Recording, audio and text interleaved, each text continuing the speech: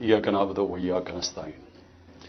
میرے پاکستانیوں، اس وقت میرے گھر کے ارد گرد جو انٹرنیٹ ہے وہ کاٹ دیا گیا ہے، تو میں یہ امید رکھتا ہوں کہ آپ کے پاس یہ جو آج میں آپ سے بات چیت کرنا چاہتا ہوں یہ آپ تک پہنچ جائے۔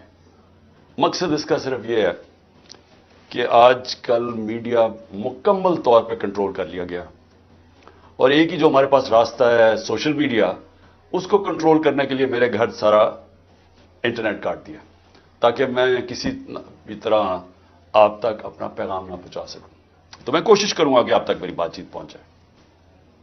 دیکھیں، سب سے پہلے میں نے جس طرح کی بربریت، بلکہ میں اس کو کہوں گا یزیدیت، جو آج کل یزید کا، آج کل کے یزید جس طرح کی ظلم تحریک انصاف کے لوگوں کے اوپر کیا جا رہا ہے، پتہ نہیں، مجھے لوگ کہتے تھے کہ شاید ضیاء الحق کے زمانے میں پیپلز پارٹی کے لوگوں سے ایسا ظلم ہوا، اور تھوڑے سے لوگوں سے، اتنے لوگوں سے تو کبھی ہوا ہی نہیں ہے ظلم۔ اس وقت 10,000 سے زیادہ ہمارے کارکنوں کو جیلوں میں ڈالا ہوا ہے، اور میں آپ کو یہ بتا دوں کہ اتنی مشکل حالات ہیں آج۔ آپ نے گرمی دیکھی ہے، گرمی کی انتہا ہے آج۔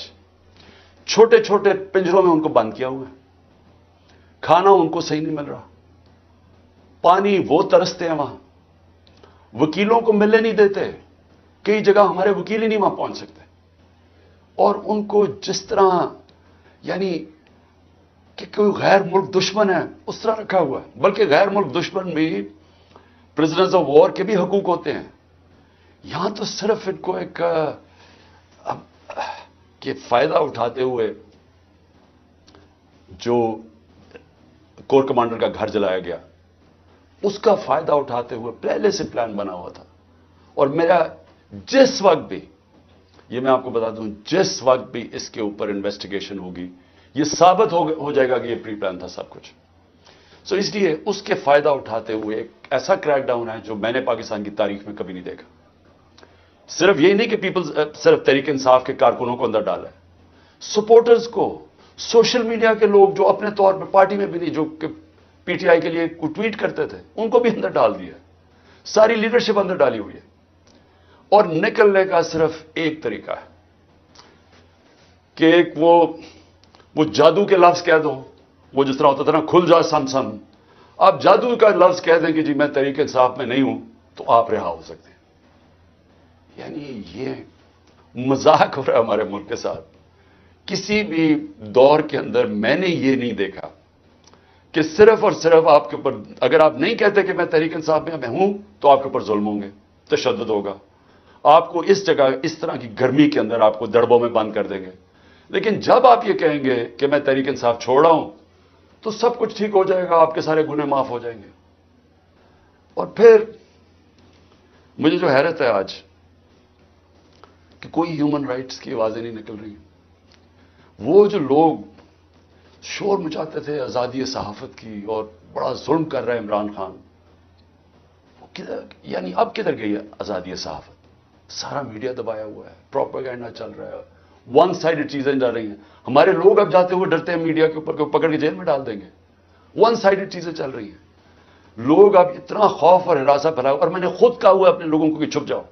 میں خود کہہ رہا ہوں اپنے کارکنوں کو، اپنے آفس بیئررز کو، اپنے عہدیداروں کو، کوئی ضرورت نہیں ہے آپ کو سامنے آنے کی، اپنے گھروں میں نہ رہو، چھپ جاؤ، کیونکہ یہ جو اندھیری رات ہے، یہ جو رات میں سب سے زیادہ اندھیرا ہے، یہ زیادہ دیر نہیں چلتا۔ اور اللہ قرآن میں کہتا ہے کہ اس کو جو سب سے زیادہ چیز پسند ہے، مشکل وقت میں صبر کرنا۔ صبر کریں۔ مجھے پوری طرح احساس ہے کہ آپ کے اوپر کیا گزر رہی ہے، لیکن جو مجھے افسوس ہے کہ ہمارے کوئی بھی ہیومن رائٹس کے جو لوگ ہیں، وہ ڈر ڈر کے ایک آدھ بیان آ جاتا ہے، اور پھر میں صحافیوں کو کہوں گا، میں سمجھتا تھا کہ ہمارے صحافی بڑے پرو ڈیموکریسی ہیں، چلے جی میرے بڑے خلاف ہوں گے لیکن ڈیموکریسی کے لیے تو ساتھ ہے۔ تو وہ جو تماشا ہے، یہ کیسے دیکھ رہے ہیں؟ کیا ان کا کوئی ضمیر نہیں جاگ رہا؟ کیا جب انہوں نے شیرین مزاری سے جو ہوا اور جو اس نے پھر آخر میں جا کے پارٹی چھوڑی، کیا ان کو کوئی دل میں آواز نہیں کوئی آئی کہ یہ اس سے بڑا ظلم کیا ہو سکتا ہے ایک معاشرے پہ؟ کوئی آپ کو یہ لگا نہیں جو عورتوں کی تنظیمیں ہیں جو عورتوں کے حقوق کے اوپر بات کرتی ہیں کہ ایک ایسی عورت جو بیوہ، والدہ اس کی بیوہ، بیٹی ایک جو اس کا دھیان رکھ رہی ہے، جو بلڈ پریشر کی مریض، اس سے جو انہوں نے کیا ہے اس گرمی کے اندر، کبھی ایک جیل میں لے کے جائیں، اس کے بعد ادھر سے نکال کے دوسرے جیل میں لے جائیں، ادھر عدالت اس کو ضمانت دے کوئی اور کیس میں پکڑ کے لے جائیں، گجرات لے گئے اس گرمی کے اندر. تو بلڈ پریشر کی شیرین ہمیں پتہ ہے اس کی صحت نے یہ اجازت ہی نہیں دینا تھا. میں نے تو شکر کیا کہ اس نے اس ظلم سے اپنے آپ کو بچانے کے لیے اس نے پارٹی سے ریزائن کیا. لیکن کس کو نقصان ہوا؟ پاکستان کی پالیٹکس کو نقصان ہوا. شیرین ہماری ٹاپ پارلیمنٹیرین تھی. میری کیبنٹ کے اندر وہ منسٹر تھی جو جس طرح وہ پڑھ لکھ کے ایک ایک ایشو کے اوپر آتی تھی، کوئی اور کیبنٹ منسٹر، ایک ہماری ڈاکٹر ثانیہ تھی کہ اتنی محنت کر کے کبھی کیبنٹ میٹنگ میں نہیں آئی جو شیرین آتی تھی. اس کے علاوہ سارے اس کے دشمن بھی جانتے ہیں کہ وہ ایک محب وطن پاکستانی، وہ کبھی بھی اینٹی پاکستان کا نہیں سوچ سکتی تھی. شیرین مظاہری جان دے دے لیکن وہ ایک پاکستانی، پاکستان کے ہر کاز کے لیے کھڑی ہوتی تھی. جو لوگ اس کو الٹرا نیشنلسٹ کہتے تھے، کئی دفعہ وہ کئی ناراض ہو جاتے تھے کہ وہ بڑی سخت باتیں کرتی تھی، لیکن وہ نظریاتی عورت تھی. تو اس سے نقصان تحریک انصاف کو تو چلے ہوا، لیکن پاکستان کی سیاست کو اور جمہوریت کو نقصان پہنچا. اور عورتوں کو، بڑی کم عورتوں کے اندر اس طرح کی صلاحیت ہے پاکستانی پالیٹکس میں جو شیرین میں تھی. لیکن اس کے علاوہ مجھے آج پیغام آیا ہے کہ جی میں اب اور برداشت نہیں کر سکتا. انہوں نے میرے گھر پہ لوگ بھیجے، گھر کے اندر گھس گئے لوگ، انہوں نے آ کے رات کو بیوی، میرا 13 سال کا بچہ وہاں اندر گھس گئے، میری بزنسز کے اوپر، میرے رشتہ داروں کے اوپر پریشر ڈال دیا. لیکن کہتا آخر میں انہوں نے کہا میں تمہارے 13 سال کے بیٹے کو اٹھا کے لے جائے گا. تو میں جی اور پریشر برداشت نہیں کر سکتا، وہ بھی چھوڑ گیا. تو یہ اس وقت کا حالات ہے کہ کسی نہ کسی طرح پی ٹی آئی کو چھوڑیں گے، سب کچھ گناہ معاف ہو جائیں گے. میں اس وقت مجھے حیرت ہو رہی ہے، اور مجھے کئی لوگوں کے اوپر خود پتا کہ ان کے اوپر کتنا پریشر تھا، کیونکہ مجھے بتاتے رہے کہ یہ کر رہے ہیں، اب یہ وہ کر رہے ہیں، میری بزنس بند کر دی ہے. اوکاڑا کے اندر اس کے گھر، کسی کا گھر بن رہا تھا وہ گرا دیا، بلڈوز کر دیا. کسی کی دکانیں تھی وہ گرا دی جا کے. تو میں پھر سے، کیا یہ ہمارے وہ لوگ جو کہ بڑے جمہوریت کے سپاہی تھے اور وہ ہیومن رائٹس آرگنائزیشنز، کیا ان کو یہ نظر نہیں آ رہا کہ یہ نہیں ہے کہ یہ صرف تحریک انصاف کو نقصان پہنچ رہا ہے، یہ ہماری جمہوریت ختم کی جا رہی ہے. یہ وہ دور آ رہا ہے کہ اس کے اندر جمہوریت ختم ہو جائے گی. کیونکہ اس میں صرف یہی نہیں ہو رہا، ایک جو بنیادی چیز ہوتی ہے جمہوریت میں، فنڈامنٹل رائٹس، بنیادی حقوق کی حفاظت کی جاتی ہے جمہوریت میں. مغرب کے اندر، یورپ میں، انگلینڈ میں لوگ کیوں جاتے ہیں؟ اپنے ٹیکس دیں، قانون نہ توڑیں، آزاد ہوتے ہیں. کوئی ان کے بنیادی حقوق کے خلاف نہیں جا سکتا، وہ عدالت ان کی حفاظت کرتی ہے. یہاں تو بنیادی حقوق ہی ختم ہو گئے، فنڈامنٹل رائٹس کا معنی ہی ختم ہو گیا یہاں. یعنی جو میڈیا سے انہوں نے کیا، عمران ریاض سے کیا کیا؟ عمران ریاض سب سے زیادہ اس کی یوٹیوب کے اوپر ویورشپ تھی. اس کو ابھی تک عدالتوں نے بار بار کہا کہ ہمارے سامنے اس کو پیش کرو. کیوں نہیں پیش کر رہے؟ مجھے خوف ہے کہ اس کے اوپر تشدد اتنا کیا ہوگا کہ وہ عدالت میں لاتے ہوئے سے ڈر رہے ہیں. یہ ارشد شریف کے بعد یہ دوسرا ہے کہ ارشد شریف سے جو انہوں نے کیا. تو کدھر ہے ہماری صحافی کمیونٹی؟ کیونکہ چلے ٹھیک ہے، آج تو چلے ہمارے پر برا وقت ہے، یہ تو آپ کے اوپر بھی آئے گا. اگر ایک دفعہ فنڈامنٹل رائٹس ختم ہو جاتے ہیں ایک معاشرے میں، تو معاشرے میں تو جنگل کا قانون ہے. آپ نے طاقتور کی بات نہ مانی، آپ سے بھی یہ ہوگا. آپ نے طاقتور کی غلامی کر لی، سب کچھ ٹھیک ہو جائے گا، آپ کو معاف بھی کر دیا جائے گا، بلکہ آپ غلط کام بھی کریں تو آپ کو معاف کر دیا جائے گا. آپ مجرم ہو قوم کے، آپ منی لانڈرر ہو، آپ کے لندن میں اربوں روپے کی پراپرٹیز ہوں جو آپ بتا ہی نہیں سکتے کہ کدھر سے ہے، آپ کو معاف کر دیا جائے گا کیونکہ آپ طاقتور کے ساتھ کھڑے ہیں. لیکن کمزور کو بچانے والا کوئی نہیں ہوگا، کیونکہ جب فنڈامنٹل رائٹس ختم ہوتے ہیں جو ہو گئے ہیں پاکستان میں. اور مجھے یہ ابھی تک پتا ہے 25 لوگ شہید ہوئے، 69 لوگوں کو گولیاں ماری گئیں. کون سی جمہوریت ہے جدھر اس کے اوپر انویسٹیگیشن نہیں ہوتی؟ کیوں نہیں اب تک انویسٹیگیشن ہوئی ان لوگوں کے اوپر؟ وہ کون لوگ تھے؟ وہ پاکستانی تھے، ان کے حقوق ہیں، ان کے ماں باپ ہیں، کئیوں کے بیچارے بچے تھے جو وہ ایک روزی کمانے والا تھا، ان کو سیدھی گولیاں ماری گئی. اور انویسٹیگیشن ہوگی، کیونکہ اگر آپ یہ انویسٹیگیشن آج نہیں کریں گے یہ آگے ہوگا. ہو سکتا ہے کہ آگے آپ ان گولیوں کو نشانہ بن جائیں. کیونکہ جب آپ یہ ہونے دیں گے ایک معاشرے کے اندر کہ پرامن احتجاج کے اوپر گولیاں چلا دیں اور بہانہ ماریں وہ کور کمانڈر کے گھر کا، اور اس سے سارا کچھ ہی اجازت مل جائے، لائسنس ٹو کل مل جائے، جو مرضی آپ کریں، تو یہ آپ کی بھی باری آ جائے گی. اس لیے آج ہمیں فوری طور پہ انویسٹیگیشن کرنی چاہیے ان لوگوں کی، جو صرف یہی نہیں کہ جو 25 لوگ شہید ہوئے ہیں سیدھی گولیوں سے، وہ لوگ جو کہ ہاسپٹل میں پڑے ہوئے ہیں. 2 کی مجھے پتا چلا ہے، کیونکہ ہمیں پتہ ہی نہیں اب چلتا کچھ، کیونکہ سارے کارکن تو یا چھپ گئے یا جیلوں میں ڈال دیے ہیں. تو آہستہ آہستہ خبریں آتی ہیں کہ 2 کارکنوں کی ٹانگیں کٹ گئی ہیں، کیونکہ گولیاں ماری ان کی ٹانگوں کے اوپر، ان کی ٹانگیں کٹ گئی، تو ان کی زندگیاں گئی.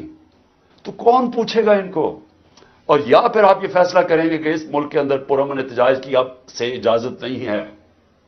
آپ یہ کہہ دیں گے کہ آپ نے جو مائٹ از رائٹ، جو جنگل کا قانون ہے، جو طاقتور فیصلہ کرے گا آپ کو اس کے سامنے سجدے کرنے پڑیں گے.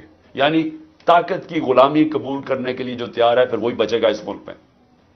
اور میں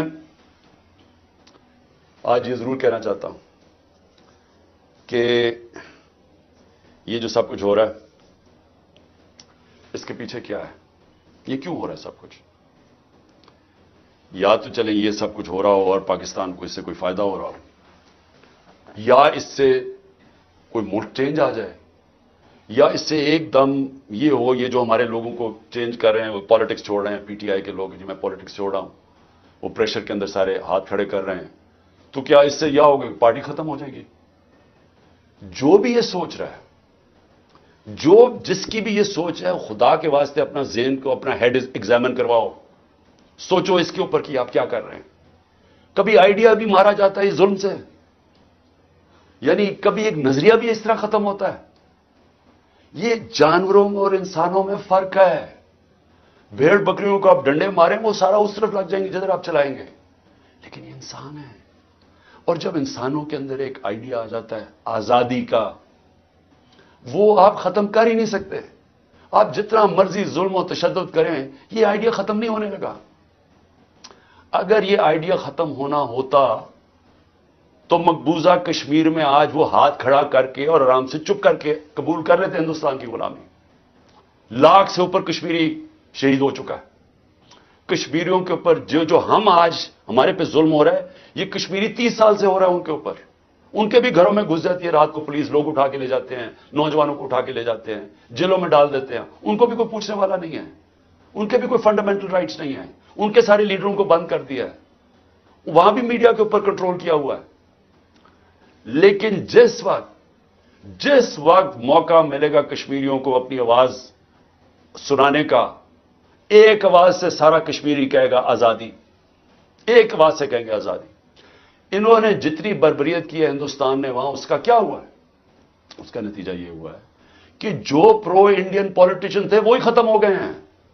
اب جو انڈیا کی بات کرتا ہے اس کو کوئی ووٹ ہی دینے کے لیے نہیں تیار. تو بجائے وہ ان کو یعنی کامیاب ہونے کے، انہوں نے اور ہی کشمیری لوگوں کو آزادی کی طرف دھکیل دیا. یہی ہو رہا ہے پاکستان میں. آپ جتنا مرضی کریں گے، کبھی کوئی پارٹی جس کا جب ووٹ بینک بن جاتا ہے، جو آج ماشاءاللہ تحریک انصاف کا بن گیا ہے، ان حربوں سے اس کو آپ ختم نہیں کر سکتے. یہ بڑھتی جائے گی اب پارٹی. لوگوں کے اندر غصہ ہے، یہ جو دیکھ رہے ہیں تماشا. کیا لوگ بیوقوف ہیں؟ ان کو نظر نہیں آ رہا کیا ہو رہا ہے؟ آپ بے شک میڈیا کے اوپر جو مرضی کنٹرول کر لیں. لوگ، جب مجھے ابھی بھی یاد ہے جب ذوالفقار علی بھٹو کے ایوب خان کے دور میں جب اس کے اوپر سینسرشپ تھی، تو ہم اس کا ایک ایک فقرہ ڈھونڈا کرتے تھے. 2 لائنیں بھی ہوتی تھی. وہ اس وقت پاکستان ٹائمز یا وہ نوائے وقت ہوتا تھا یا جنگ ہوتا، ایک ایک فقرہ ڈھونڈتے تھے اس کا کہ وہ کیا کیا اس نے.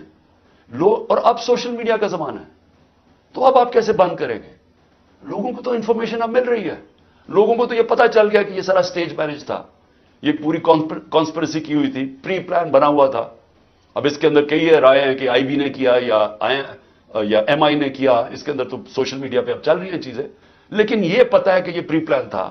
کہ انہوں نے اس کا پورا فائدہ اٹھانا تھا تحریک انصاف کو ختم کرنے کے لیے. میرا صرف ایک پوائنٹ ہے کہ جو نظریے کو ظلم اور یزیدیت سے ختم کرنے کی کوشش کر رہے ہیں ان کو ہیومن نیچر کا بھی نہیں پتا, ان کو انسانی تاریخ کا نہیں پتا, ان کو انسانی موومنٹس کا نہیں پتا. انہوں نے جب ایران کے اندر انقلاب آیا تھا وہاں بھی بڑی بربریت ہوئی تھی, انہوں نے بڑا ظلم کیا تھا ان لوگوں کے اوپر, لیکن نہیں روک سکے تھے. اس کو کوئی روک نہیں سکتا. میری یہ بات ماننے ہیں اس وقت یہ سارے لوگوں کو آپ پکڑتے جائیں, ہمارے سارے پارٹی کے, اور میں ویسے آج سلام کرتا ہوں ان لوگوں کو کہ اتنے پریشر کے باوجود ہماری لیڈرشپ کھڑی ہے, آج کہتی نہیں ہم تحریک انصاف میں. میں ان کو خاص طور پہ سلام کرتا ہوں کیونکہ مجھے پتہ ہے ان کے اوپر کیا گزر رہی ہے. لیکن فرض مان سارے بھی چھوڑ دیتے ہیں تحریک انصاف کو. میں آج آپ کو کہہ رہا ہوں جس کو میں پی ٹی آئی کا ٹکٹ دوں گا وہ انشاءاللہ جیتے گا, اور وہ اس لیے جیتے گا کہ لوگ فیصلہ کر بیٹھے ہیں. مجھے یہ بتائیں کبھی ہوا ہے پاکستان کی تاریخ میں کہ پی ڈی ایم پارٹیز کے ساتھ اس وقت اسٹیبلشمنٹ جڑی ہوئی ہے, ان کے ساتھ الیکشن کمیشن جڑی ہوئی ہے, ان کے ساتھ آئی بی اور ایف آئی اے اور ساری ایجنسیز جڑی ہوئی ہیں, ان کے ساتھ سارا جو گورنمنٹ کا یہ جو کیئر ٹیکر گورنمنٹس ہیں یہ پوری طرح کبھی ہوا ہی نہیں ہے. Care taker government funds in کو دے رہی ہیں, سب کچھ ان کی مدد کر رہی ہیں, پھر کیوں الیکشن سے بھاگ رہے ہیں؟ یعنی جب کبھی سنا پاکستان کی تاریخ میں کہ پوری حمایت وہ اسٹیبلشمنٹ کی, اداروں کی, سب کی, الیکشن سے بھاگ رہے ہیں کیونکہ ووٹ بینک ان کا ختم ہو گیا ہے. پولیٹیکل پارٹی تب ختم ہوتی ہے جب اس کا ووٹ بینک ختم ہوتا ہے. ان کا ووٹ بینک ختم ہے. آپ اس گھوڑے کے اندر جتنی مرضی پھونک بھرتے رہیں, اس سے گرنا ہی ہے. جب ریس میں کھڑا ہوگا یہ گر جائے گا. اور تحریک انصاف کو آپ نہیں ختم کر سکتے. لیکن جو میں تیسری بات کرنا چاہتا ہوں, لیکن مجھے اپنے ملک کے اوپر خوف آ رہا ہے. عمران خان کو باہر کرتے کرتے یہ تو ہمارا ملک تباہ کر رہے ہیں. کوئی سوچ رہا ہے کہ معیشت کس طرف جا رہی ہے. کوئی اب تنخواہ دار طبقے سے کسی نے پوچھا اب یہ بل آئیں گے بجلی کے, ان سے ذرا پوچھا کہ وہ کیسے بل دیں گے. کبھی کسی نے پوچھا ہے کہ جو 100 روپیہ تھا ہمارے دور میں جب ہم چھوڑ کے گئے ہیں وہ صرف 50 روپے اس کی قیمت, خریدار قیمت رہ گئی ہے. تو اس مہنگائی کے اندر کسی نے پوچھا ہے کہ اس ملک کا کمزور طبقہ کیسے گزارا کر رہا ہے. کمزور طبقہ چھوڑے, میں تنخواہ دار طبقے کی اب بات کر رہا ہوں جن کو اچھی خاصی تنخواہیں ملتی ہیں. وہ سوچے وہ کیسے گزارا کر رہے ہیں. اور سوچا ہے کہ اس وقت ہمارے جو پروفیشنلز ہیں جو دنیا میں کہیں بھی نوکری کر سکتے ہیں, 9 لاکھ پروفیشنل ملک چھوڑ کے چلے گئے. اس کی کوئی اندازہ ہے کہ یہ کتنا بڑا نقصان ہے. اگر پاکستان میں ہم نے شوکت خانم کینسر ہاسپٹل بنایا تھا اور آپ سارے عرب دنیا میں چلے جائیں وہاں اگر آپ کو کینسر ہاسپٹل ملے گا تو سارا باہر سے لوگ, ان کے جو سٹاف ہے, جو آنکولوجسٹ ہیں, جو کینسر اسپیشلسٹ, سب باہر سے آئے ہوئے ہیں. پاکستان میں کیوں ہم بنا سکے انٹرنیشنل کیلیبر کا ہاسپٹل؟ کیونکہ کوالیفائڈ پاکستانی باہر سے آئے تھے یہاں کام کرنے کے لیے. اب وہ لوگ باہر جانے کا سوچ رہے ہیں. 10% ہمارے کنسلٹنٹ چھوڑ کے جا رہے ہیں. اور اگر یہ میں اپنی انسٹیٹیوشن کی بات کر رہا ہوں تو مجھے بتائیں باقی جگہ کیا ہو رہا ہوگا. جب اس ملک کے پروفیشنلز, پڑھے لکھے لوگ چھوڑ کے ملک جا رہے ہیں, سوچیں یہ ملک کدھر جا رہا ہے. اور دوسرا, ڈالر جا رہے ہیں ملک سے باہر, سب ڈالر باہر بھیج رہے ہیں. اس وقت کوئی سرمایہ کاری نہیں ہو رہی, لوگ ڈالر خرید رہے ہیں. 300 سے زیادہ تو روپیہ ڈالر ہو گیا پاکستان میں.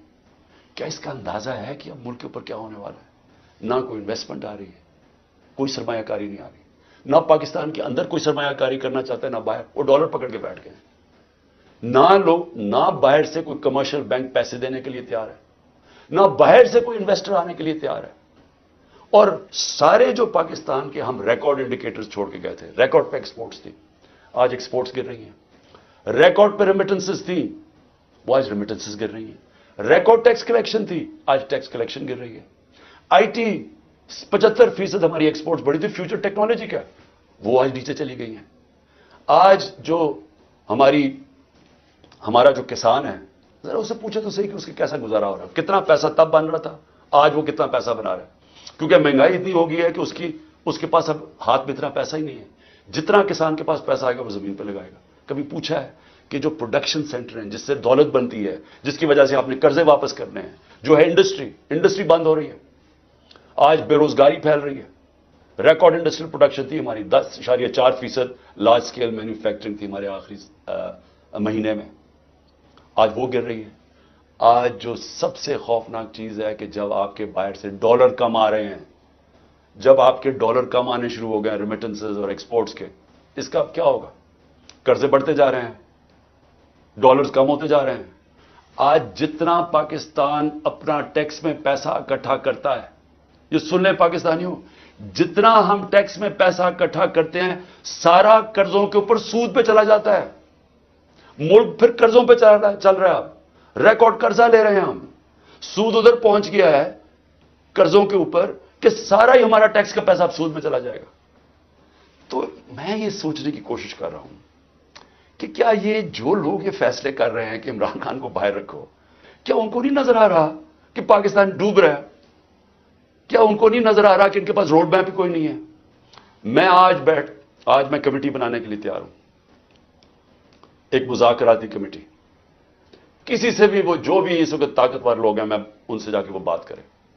وہ دو چیزیں کر لیں، کیونکہ اور تو ابھی مجھے تو سمجھ نہیں آ رہی. ہم نے بڑی کوشش کی بات کرنے کی، جو یہ پہلے لوگ تھے وہ عجیب عجیب باتیں کرتے تھے کہ جی ہم تو اکتوبر میں الیکشن کروائیں گے. کیوں جی اکتوبر میں الیکشن کروائیں گے؟ بولے نا، وہ اس لیے کروائیں گے کہ یہ انہوں نے کرنا تھا ہمارے ساتھ. جب کرش ہو جائے گی تحریک انصاف تو تب الیکشن کروائیں گے، اور ان کے پاس کوئی جواب ہی نہیں تھا. میں یہ کمیٹی بناتا ہوں، میں دو چیزیں کہتا ہوں، دو چیزیں کرتے ہیں. اگر اس کمیٹی کو یہ بیٹھ کے کہہ دیں کہ جی عمران خان کے بغیر پاکستان بہتر ہو جائے گا اور آپ کے پاس کوئی سلوشن ہے، میں پھر سے کہتا ہوں کہ اس ملک کی خاطر میں چھوڑ دیتا ہوں، میں پیچھے ہٹ جاتا ہوں. اگر آپ یہ کمیٹی کو سمجھا دیں کہ میرے بغیر ملک بہتر چلے گا، چلے میں ملک کی خاطر یہ بھی چھوڑنے کے لیے تیار ہوں. یا دوسری چیز، یا اس کمیٹی کو یہ کہہ دیں کہ اکتوبر میں الیکشن کروانے سے پاکستان کو کیا فائدہ ہے. یہ تو ہمیں سمجھ آ رہی ہے کہ اکتوبر تک تحریک انصاف کو ان کا خیال ہے کرش کر دیں گے، لیکن پاکستان کو کیا فائدہ ہے؟ ہم کیوں اکتوبر تک انتظار کر رہے ہیں جب ملک نیچے جا رہا ہے؟ یا یہ دو چیزیں کنونس کر دیں. میں اس کی کمیٹی بناؤں گا، میں انشاءاللہ کل اناؤنس کر دوں گا. لیکن میں آج آخر میں دو چیزوں پہ ختم کرتا ہوں. ایک تو آخر میں تو میں القادر کے اوپر بات کرنا چاہتا ہوں، جو 4 گھنٹے میں 4.5 گھنٹے مجھے نیب میں بٹھایا کل انہوں نے، اس کے اوپر بات کرنا چاہتا ہوں. لیکن اس سے پہلے میں اپنے سپریم کورٹ کے ججز سے آج اپنی قوم کی طرف سے اپیل کرتا ہوں.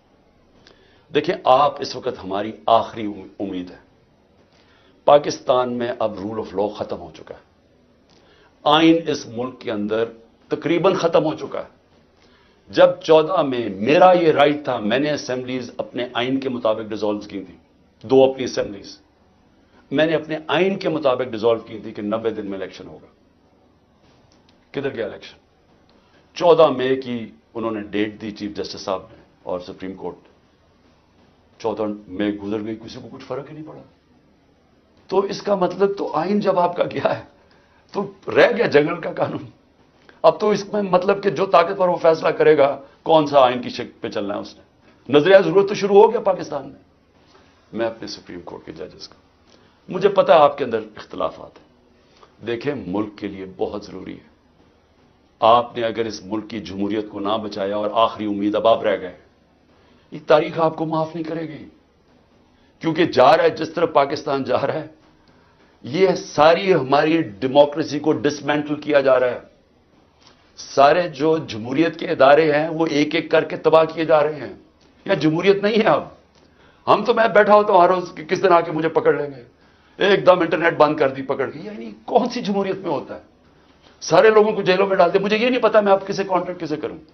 میرے سے کانٹیکٹ ہی کوئی نہیں ہو رہا، نہ مجھے لیڈرشپ ملتی ہے نہ کوئی ملتا ہے. جو میں زوم پہ میٹنگ کرتا تھا، انہوں نے وہ انٹرنیٹ بند کر زوم ہی ختم کر دیا. تو میں تو تیار بیٹھا ہوں کہ جو بھی کرنے کے لیے آئیں گے، جب بھی پکڑیں گے، میں تو خیر تیار بیٹھا ہوں، ہر روز تیار ہوتا ہوں. لیکن میں آپ سے، سپریم کورٹ کے ججز صاحبان، دیکھیں قوم آپ کی طرف دیکھ رہی ہے، اور یہ آپ کی یونٹی اس قوم کے لیے بہت ضروری ہے. آپ کے اوپر اب ہے کہ اس ملک کی جمہوریت کے لیے سٹینڈ لیں. آپ کے لیے ضروری ہے کہ اس ملک کو آپ بچائیں کہ یہ ٹوٹل جنگل کا قانون، بنانا ریپبلک بن رہا ہے ہمارا ملک. یہاں کسی شہری کو اس وقت جو آج آواز اٹھاتا ہے، کوئی تنقید کرتا ہے، اس کو یا اٹھا کے لے جاتے ہیں یا اس کو مارے پڑتی ہیں یا ان کی بزنسز بند کر دیتے ہیں. یعنی یہ تو ایسے لگ رہا ہے کہ ہم وہ ہٹلر کے گسٹاپو کے دنوں میں بیٹھے ہوئے ہیں. یعنی ہمارے لیے تو وہ دن آ گئے. تو موزز سپریم کورٹ کے ججز صاحبان, یہ آپ کے اوپر بہت بڑی ذمہ داری ہے, اور اللہ ان لوگوں کو, جن لوگوں کو ذمہ داری دیتا ہے, ان کے اوپر امتحان بھی بڑا ڈالتا ہے. یہ آپ کے اوپر ہے, ہماری جو رئیس جمہوریت ہے اس کو بچانا, کیونکہ ہمیں اور اب کوئی امید نہیں نظر آ رہی. آخر میں القادر کے اوپر دیکھیے جی, اب آپ نے ایسے سمجھنا ہے کہ یہ ساری جو ایک کیبنٹ کے اندر فیصلہ ہوا تھا 3 دسمبر 2019 میں, اب آپ نے ایسے دیکھنا ہے کہ آپ میرے کیبنٹ ممبرز ہیں اور آپ نے کیا فیصلہ کرنا. یہ میں نے اب سارا میرا جو کیس بنا ہوا ہے وہ یہ کہہ رہے ہیں کہ یہ عمران خان آپ نے فیصلہ غلط کیا. آپ نے یہ فیصلہ اس لیے کیا کہ وہ القادر ٹرسٹ جو 1 سال پہلے بننا شروع ہو گیا تھا, آپ نے فیصلہ کیا اور اس کی گراؤنڈ بریکنگ ہو گئی تھی اس سے 7 مہینے پہلے.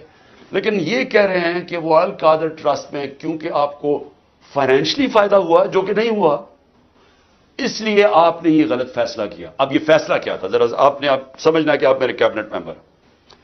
کیبنٹ کے سامنے یہ چیز رکھی گئی کہ جی ہمارے ایک ملک ریاض کے اور این سی اے ہوتا ہے نیشنل کرائمز, ان کی نیشنل کرائم ہوتی ہے ایجنسی, وہ این سی اے نے ملک ریاض کے پیسے فریز کر دیے 190 ملین پاؤنڈ انگلینڈ کے اندر. اور ورڈ یہ سنیں, انہوں نے کہا یہ سسپیشس ٹرانزیکشن ہے. انہوں نے منی لانڈرنگ نہیں کہا, انہوں نے کہا کہ ہمیں شک ہے کہ یہ پیسہ یہ وائٹ پیسہ نہیں ہے, بلیک کا پیسہ. انہوں نے پیسے فریز کر دیے. ملک ریاض اور این سی اے کے بیچ میں ایک اگریمنٹ ہو جاتی ہے, ان کے وکیل اگریمنٹ کر لیتے ہیں.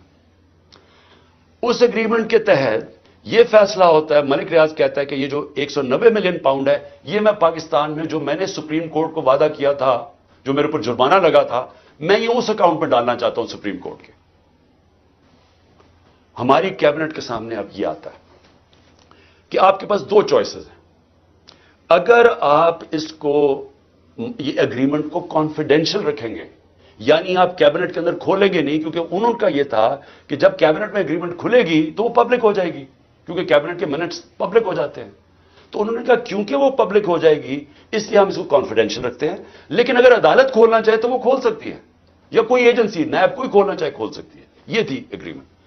لیکن اگر آپ یہ نہیں مانتے, اب یہ ذرا غور سے سنیں, اگر آپ اس کو کانفیڈینشل نہیں رکھتے تو آپ کو پاکستان کی گورنمنٹ کو برطانیہ کے اندر جا کے کیس کرنا پڑے گا کہ یہ جو 190 ملین پاؤنڈ ہے یہ پاکستان سے منی لانڈرنگ ہو کے گیا ہے, اور آپ کو ثابت کرنا پڑے گا کہ یہ پاکستان سے منی لانڈرنگ ہوئی ہے.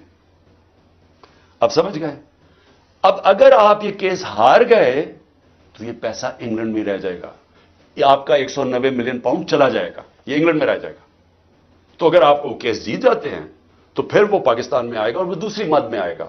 وہ آئے گا اس مد کے اندر کہ یہ جو سپریم کورٹ کی جو اکاؤنٹ ہے اس میں نہیں جائے گا, گورنمنٹ آف پاکستان کو آ جائے گا منی لانڈرنگ کا. اب کیبنٹ کے اندر ڈسکشن کیا ہوتی ہے؟ ہمیں بتایا جاتا ہے کہ $100 ملین پاکستان لٹیگیشن میں, یعنی ہم وکیلوں کو دے بیٹھے ہیں اور پیسہ ڈوب چکا ہے $100 ملین, اور کچھ نہیں ہمیں ملا واپس. ہمیں لیگل ایکشن سے آج تک ایک آنا نہیں ملا, اور انہوں نے کہا یہ 5-6 سال لٹیگیشن چلے گی, اور کوئی گارنٹی نہیں ہے کہ آپ ثابت کر سکیں گے کہ جی منی لانڈرنگ کا پیسہ ہے آپ یہ, اور اگر آپ نے ثابت نہ کیا تو یہ پیسہ انگلینڈ چلا گیا. اب یہ تھا کیبنٹ نے کیا فیصلہ کیا, آپ کیا فیصلہ کریں گے کہ کیا مجھے 190 ملین پاؤنڈ مل رہا ہے وہ پاکستان آ جائے اسی وقت؟ ہمیں بڑی ڈالرز کی ضرورت تھی, ہمیں ہمیشہ ہوتی ہے, آج بھی ہمیں ڈالرز کی ضرورت ہے, اور کبھی اتنا پیسہ پاکستان نہیں آیا.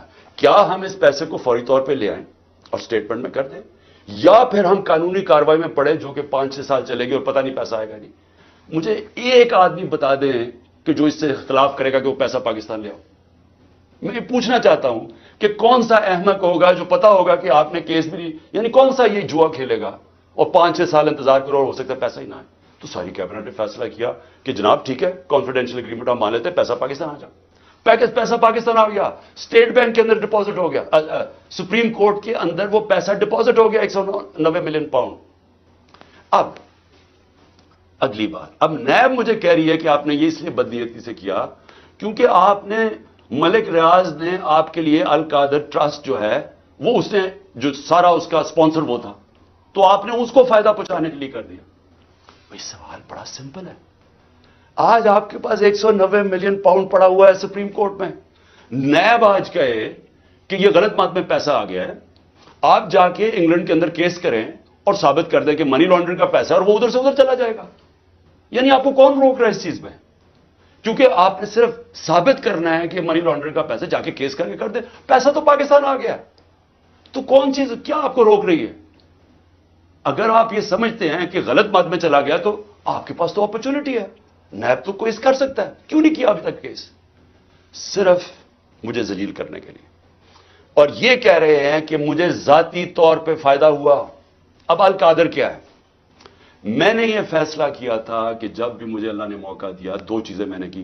رحمت للعالمین اتھارٹی سیٹ اپ کی کہ میں اپنے بچوں کو سیرت نبی اسکولوں سے شروع کریں، ریسرچ کروائیں، ہمارا کیریکٹر بلڈنگ شروع ہو. ہماری اخلاقیات بالکل ختم ہو چکی ہے، اس کو ہم اٹھائیں اپنے نبی کی سیرت کے ذریعے.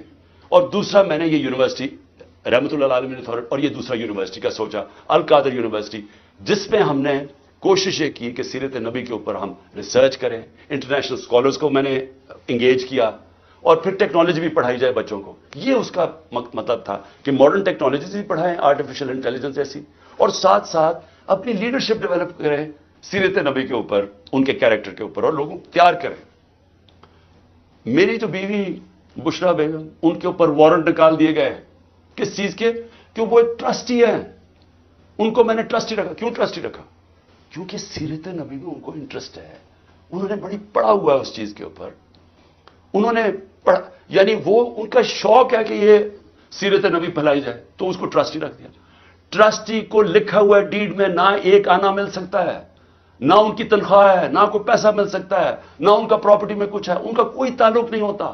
ٹرسٹی کا صرف کام ہوتا ہے کہ جس وجہ سے ٹرسٹ بنا تھا، مثلا شوکت خانم ہے، تو شوکت خانم اگر غریبوں کا 75% مفت علاج ہونا تھا کینسر کا، تو یہ نہ ہو کہ وہ 50% کر دے. یعنی اس لیے ہوتا ہے ٹرسٹ. جو پالیسیز ہوتی ہیں وہ باقی پروفیشنل چلایا جاتا ہے، چاہے وہ القادر ہو، چاہے نمل یونیورسٹی، چاہے شوکت خانم. نہ مجھے 1 روپے کا فائدہ آج تک شوکت خانم سے ہوا، نہ نمل یونیورسٹی سے ہوا، اور نہ القادر سے ہوا. کیونکہ القادر ایک پروفیشنل اب وہ چل رہا ہے، وہاں سارے بچوں کو مفت تعلیم مل رہی ہے، جو بھی القادر میں پڑھ رہے ہیں سب کو مفت مل رہی ہے. اور ان کو جس طرح میں نے آپ کو کہا کہ اس کا مقصد کیا. یہ کہہ رہے ہیں نیب کہ مجھے ذاتی طور پہ فائدہ ہوا. کدھر؟ اچھا کیونکہ پیسے کا تو کوئی بتا نہیں سکتے، مجھے کیا پیسے کا فائدہ ہوا؟ تو کہہ رہے نہیں سیاسی طور پہ آپ کو فائدہ ہوا، کہ جس طرح القادر سے میری سیاست جم گئی. یہ ہے کیس. میں صرف آپ کو بتانا چاہتا تھا کہ اتنا پروپیگنڈا ہو رہا ہے، لوگوں کو بتا. 4-4.5 گھنٹے مجھے نیب میں بٹھایا اور بار بار یہی پوچھتے رہے کہ جی دیکھیں آپ کو تو اس سے بڑا فائدہ ہوا. اور ملک ریاض کو آپ نے کیوں کیا؟ بھئی ملک ریاض کو اس لیے کیا کہ پاکستان کے سب سے بڑا بلڈر ہے وہ ہے ملک ریاض. اور ملک ریاض میرا کیا انٹرسٹ تھا؟ وہ اس کے پاس جو موبلائزنگ اکوپمنٹ ہے وہ سب سے تیزی سے کام کرتا ہے.